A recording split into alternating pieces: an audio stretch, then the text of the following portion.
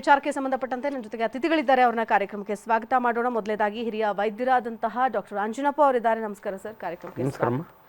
ಏನು SK Umesh sir ಇದ್ದಾರೆ, ನಿವೃತ್ತ ಪೊಲೀಸ್ ಅಧಿಕಾರಿ. ನಮಸ್ಕಾರ ಸರ್, ಕಾರ್ಯಕ್ರಮಕ್ಕೆ ಸ್ವಾಗತ. ಡಾಕ್ಟರ್ ಅವಿನಾಶ್ SR ಇದ್ದಾರೆ, ವಿಧಿವಿಜ್ಞಾನ ತಜ್ಞರು. ನಮಸ್ಕಾರ ಸರ್, ಕಾರ್ಯಕ್ರಮಕ್ಕೆ ಸ್ವಾಗತ. ಓಕೆ, ಮೊದಲನೇದಾಗಿ ಅಂಜನಪ್ಪ ಸರಿಂದ ಆರಂಭ ಮಾಡ್ತೀನಿ. ಸರ್, ವೈದ್ಯರು ಅಂದಿದ ತಕ್ಷಣ ವೈದ್ಯೋ ನಾರಾಯಣೋ ಅಂತೀವಿ, ಹರಿ ಅಂತೀವಿ, ಜೀವ ಉಳಿಸುವಂತಹ ದೇವರು ಅಂತ ಹೇಳ್ತೀವಿ. ಆದರೆ ಅಂತಹ ದೇವರೇ ಇವತ್ತು ತನ್ನ ಪತ್ನಿಯನ್ನೇ ತನಗಿರುವಂತಹ ಏನು ಹೇಳ್ತೀವಿ ಆ ಜ್ಞಾನದಿಂದ ಅಥವಾ ಜೀವ ಉಳಿಸುವಂತಹ ಜ್ಞಾನದಿಂದ ಅಥವಾ ತಾನು ವೈದ್ಯನಾಗಿದ್ದೀನಿ ಅನ್ನೋದನ್ನು ಮರೆತು ಅದನ್ನೇ ಬಂಡವಾಳ ಮಾಡಿಕೊಂಡು ಮತ್ತೊಬ್ಬ ಪತ್ನಿ, ಆಕೆಯೂ ಕೂಡ ವೈದ್ಯ, ಆದರೆ ಆಕೆಗಿರುವಂತಹ ಕಾಯಿಲೆ ಗ್ಯಾಸ್ಟ್ರಿಕ್ ಸಮಸ್ಯೆ ಇದೆ, ಹೊಟ್ಟೆ ನೋವಿನಿಂದ ಬಳಲ್ತಾ ಇರ್ತಾಳೆ, ಅದನ್ನ ಅಡ್ವಾಂಟೇಜ್ ಆಗಿ ಅನಸ್ತೇಷಿಯಾ ಕೊಟ್ಟು ಸಾಯಿಸುವಂತಹ ಹಂತಕ್ಕೆ ಹೋಗ್ತಾನೆ. ಅಂದರೆ ಎಷ್ಟು ಪ್ರೀ ಪ್ಲ್ಯಾಂಡ್ ಮಾಡಿರ್ಬೋದ ಈ ಮೆಡಿಕಲ್ ಮರ್ಡರ್ ಅನ್ನೋದು ಇವತ್ತು ರಾಜ್ಯದ ಜನತೆಯನ್ನ ಬೆಚ್ಚಿ ಬೀಳಿಸ್ತಾ ಇದೆ. ಅದು 6 ತಿಂಗಳ ನಂತರದಲ್ಲಿ ಬಯಲಾದ ಘಟನೆ, only because post mortem report ಇದೀಗ ಬಂದಿದೆ, ಬಯಲಾಗಿದೆ ಅನ್ನೋ ಕಾರಣಕ್ಕೆ ಏನು ಹೇಳ್ತೀರಿ? 45 ವರ್ಷದಿಂದ ಪ್ರಾಕ್ಟೀಸ್ನಲ್ಲಿದ್ದೀನಿ. ನಿಜವಾಗ್ಲೂ ನನಗೆ ಇಟ್ಸ್ ಎ ಶಾಕಿಂಗ್ ನ್ಯೂಸ್. ಇದಕ್ಕೆ ಹಿಂದೆ ವೈದ್ಯರು ಈ ಅನಸ್ಥಿಷಿಯಾ ಡ್ರಗ್ ಪ್ರೊಪೋಫಾಲ್ ತೊಗೊಂಡು ಸೂಯಿಸೈಡ್ ಮಾಡ್ಕೊಂಡಿರೋರು ನನಗೆ ಗೊತ್ತಿದ್ದಾರೆ, ಅವ್ರ ಹೆಸರು ಹೇಳೋದಿಲ್ಲ. ಬಟ್ ಈ ರೀತಿ ಮದುವೆಯಾಗಿ 11 ತಿಂಗಳಲ್ಲಿ ಇಬ್ಬರು ವೈದ್ಯರಾಗಿ ಡರ್ಮಟಾಲಜಿಸ್ಟ್ ಆ್ಯಂಡ್ ಗ್ಯಾಸ್ಟ್ರಾಂಟ್ರಾಲಜಿಸ್ಟು ಹೆಂಡ್ತಿನ ಇಷ್ಟು ಏನಂದರೆ ಅವನ ನಾಲೆಡ್ಜನ್ನ ಹೆಂಗೆ ಮಿಸ್ಯೂಸ್ ಮಾಡ್ಕೊಂಡಿದ್ದಾನೆ ಅನ್ನೋದು ಒಂದು. ಅದ್ರ ಹೆಸರು ಹೇಳಲಿಕ್ಕೂ ಭಯ ಅನ್ನಿಸ್ತದೆ. ಇವತ್ತು ಜನನೂ ಅದನ್ನು ಮಿಸ್ಯೂಸ್ ಮಾಡ್ಕೊಂಡ್ಬಿಡ್ತಾರೇನೋ ಅಂತ. ಒಬ್ಬ ವೈದ್ಯ ಹೆಂಗೆ ನೀವು ಹೇಳ್ದಂಗೆ ವೈದ್ಯ ನಾರಾಯಣೋ ಹರಿಯಮ್ಮ, ನಾವೆಲ್ಲ MBBS ಓದೋವಾಗೆ ನಿಜವಾಗ್ಲೂ ಹಂಗೆ ಅನ್ನೋರು. ಇವತ್ತು ಇವೆಲ್ಲ ನೋಡಿದಾಗೆ ಜನಗಳ ಮುಂದೆ ನಾನು ಹೇಳ್ಕೊಳ್ತೀನಿ, ಎಷ್ಟೋ ಸರಿ ನಾನೇ ಹೇಳ್ತೀನಿ, ಅಪ್ಪ ನಾನು ನಾರಾಯಣ ಅಲ್ಲ ಅಂಜನಪ್ಪ, ಅಪ್ಪಿ ನನ್ನ ಕೈಯಿಂದ ಏನಾರ ಮಿಸ್ಟೇಕ್ ಆದಾಗೆ ದಯವಿಟ್ಟು ನನ್ನ ಬಟ್ಟೆ ಹರಿಬೇಡಿ ಅಂತ ಆ ರೀತಿ ರಿಕ್ವೆಸ್ಟ್ ಮಾಡ್ಕೋತೀವಿ. ಆದರೆ ಈ ಇನ್ಸಿಡೆನ್ಸ್ ನೋಡಿದರೆ ಸಾಮಾನ್ಯರಿಗೆ ನಿಜವಾಗ್ಲೂ ಈ ಮನುಷ್ಯ ತನ್ನ ಹೆಂಡ್ತಿನೇ ಕೊಲ್ಲಲಿಕ್ಕೆ ತನ್ನ ವಿದ್ಯೆಯನ್ನು ಉಪಯೋಗಿಸ್ಕೊಂಡಿದ್ದಾನೆ ಅಂದರೆ ಇಂಥ ಡಾಕ್ಟ್ರುಗಳು ಏನನ್ನ ಸಮಾಜದಲ್ಲಿ ಒಂದು ಅರ್ಧ ಡಜನ್ ಇದ್ಬಿಟ್ರೆ ಏನೇನಾಗ್ಬಿಡುತ್ತೋ ಅನ್ನಿಸ್ತದಮ್ಮ. ಇದು ಟೋಟಲಿ ಅನ್ಅಕ್ಸೆಪ್ಟಬಲ್ ಅಮ್ಮ. ಈ ಇನ್ಸಿಡೆನ್ಸ್ ಮಾತ್ರ ನಿಜವಾಗ್ಲೂ ಶಾಕಿಂಗ್ ನ್ಯೂಸ್ ಫಾರ್ ಮೀ. ಯಾಕಂದರೆ ಇವರೆಲ್ಲ ನಮ್ಮ ಹುಡುಗರುಗಳು, ನಾವು ಪಾಠ ಹೇಳ್ಕೊಟ್ಟು 40 ವರ್ಷದಿಂದ ಇಂಥ ಯಂಗ್ಸ್ಟರ್ಸ್ ನೋಡಿದ್ದೀನಿ. ವಿಕ್ಟೋರಿಯಾ ಆಸ್ಪತ್ರೆ ನನಗೆ ಭಾಳ ಇಂಟಿಮೇಟ್ ಆಗಿರೋ ಆಸ್ಪತ್ರೆ, ಅಲ್ಲಿ ವರ್ಕ್ ಮಾಡ್ತಿರೋಂಥ, ಅದು is A surgical gastroenterology, is A surgeon. ಅವನು ಈ ಅನಸ್ಥೀಷಿಯಾ ಡ್ರಗ್ನ ವೆರಿ ಈಸಿ, ಅದನ್ನೆಲ್ಲ ಹೇಳಕ್ಕೆ ಹೋಗ್ಬಾರ್ದು ಪಬ್ಲಿಕ್ನೊಳಗೆ. ಸೊ ಅವ್ನು ಯೂಸ್ ಮಾಡಿರೋ ಡ್ರಗ್ನ ಎಷ್ಟು easily, in fact this drug is such A wonderful drug for ಅನಸ್ಥೀಷಿಯಾ.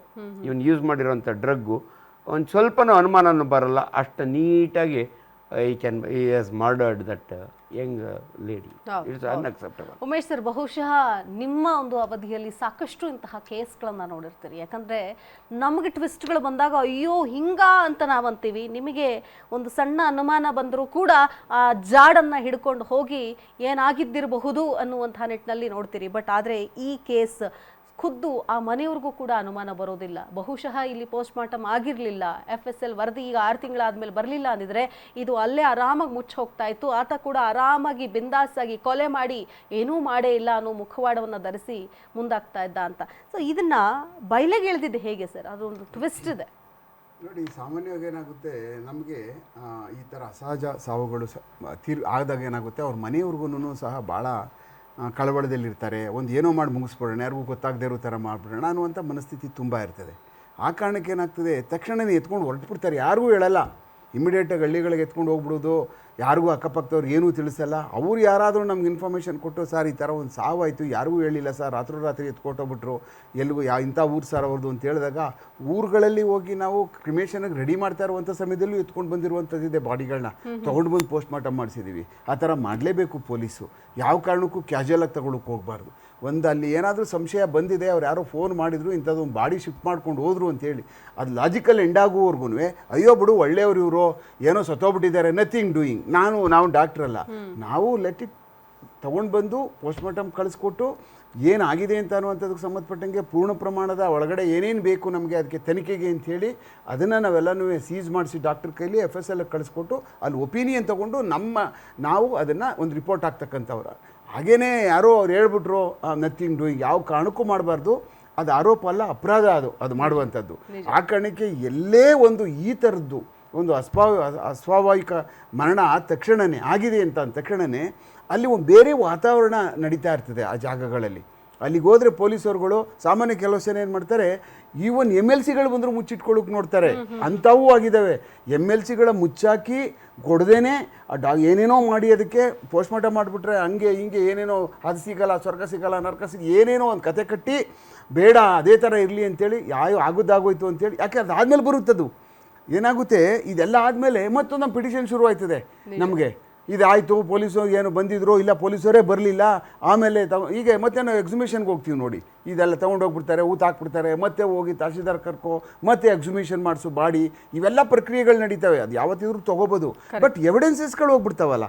ಈಗ ನೋಡಿ ತೊಗೊಂಡೋಗ್ಬಿಟ್ಟು ಬಾಡಿನ ನಾವೇನು ತೊಗೊಂಡೋಗಿ ಒಳಗಡೆ ಇಟ್ಟ ತಕ್ಷಣವೇ ಅದು ನೀವು ಏನೇ ಅನ್ಬೋದು, ಬಾಡಿ ತೊಗೋಬೋದು, ಮತ್ತು ಅದ್ರಲ್ಲಿ ನಾವೆಲ್ಲ ರಿಕವರಿ ಮಾಡಿಕೊಂಡು ಮತ್ತೆ ತೆಗೆದು ಮತ್ತೆ ಪೋಸ್ಟ್ಮಾರ್ಟಮ್ ಮಾಡಿಸ್ಬೋದು. But we lose so many important evidences ಅಲ್ವಾ. ಆ ಕಾರಣಕ್ಕೆ ಈ ಕೇಸ್ ಒಳಗಡೆ ಆ ತಕ್ಷಣವೇ ಇಮಿಡಿಯೇಟಾಗಿ ಕಳಿಸ್ಕೊಟ್ಟಿರೋದು ನನ್ನ ಲೆಕ್ಕದಲ್ಲಿ ಪೊಲೀಸರುಗಳು ಭಾಳ ಅದ್ಭುತವಾದಂಥ ಕೆಲಸ ಮಾಡಿದ್ದಾರೆ. ಆ ಕಾರಣಕ್ಕೋಸ್ಕರನೇ ಯಾಕೆಂದರೆ ಇವಳು ವೈದ್ಯೆ ಅವನು ವೈದ್ಯ, ನಮಗೆ ಡೌಟೇ ಬರೋದಿಲ್ಲ ಸೊಸೈಟಿನಲ್ಲಿ ಯಾರಾದರೂ ಉಂಟಾ, ಸಾಯಿಸೋಕೆ ಹೆಂಗಾಗ್ತದೆ, ಮನೆಯಲ್ಲೇ ಡಾಕ್ಟರ್ ಇದ್ದಾರೆ ಅನ್ನುವಂಥ ಮನಸ್ಥಿತಿಗೆ ಪೊಲೀಸರು ಬಂದ್ಬಿಡ್ತಾರೆ. ಆದರೆ ವಾಟ್ ಎ ಬ್ಯೂಟಿಫುಲ್ ಕೇಸ್ ಇದು, ಖಂಡಿತವಾಗ್ಲೂ ಮಾಡಬೇಕಿದು. ಡಾಕ್ಟರ್ ಅವಿನಾಶ್ ಅವರು ಅಂದ್ರೆ ಮನೇಲಿ ಒಬ್ರು ವೈದ್ಯರಿದ್ರೆ ಸಾಕಪ್ಪ, ಇಡೀ ಮನೆಗೆಲ್ಲರೂ ಕೂಡ ಅವರೇ ಆಧಾರ, ಅವರೇ ಆಸರೆ.